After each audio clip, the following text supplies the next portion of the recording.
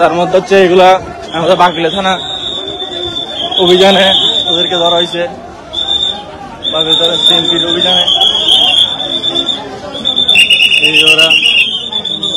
ছোড়া একখান ঘটনারে কেন্দ্র করি ফিন্ডিকুজাবের সময় দুই গ্রুপের মারামারি এবং বাস ভাঙচুর করা হয়েছে। অক্টোবরের 12 তারিখ সকাল 7টায় বাকুলিয়ার কেবি কনভেনশন হলের সামনে এই ঘটনাকাণ্ড ঘটে।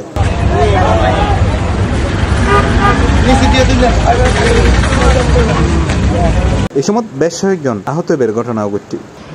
নিজেরও দুঃখ চললি এই আমাদের কত নম্বর পরে স্টার্টিং কেন ভাবতে পারবো এখানে বুরখান।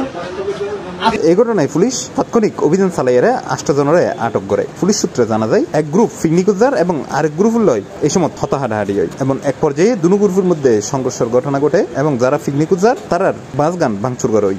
এই বিষয়ে জানতে চাইলে বাকুলিয়া থানার ভারপ্রাপ্ত কর্মকর্তা সিপ্লাসরে মুঠোফোনা হয়। ওরা একটা পক্ষ নিয়ে যাচ্ছিল, তখন আরেকজন কোসামারি কথাটা একটা বললো। এই কোসামারি কথা বলাটাই এটা হলো এখন তাদের জন্য মানে বিরুদ্ধে সূত্রপাত। 8জন গ্রেপ্তার করা হয়েছে।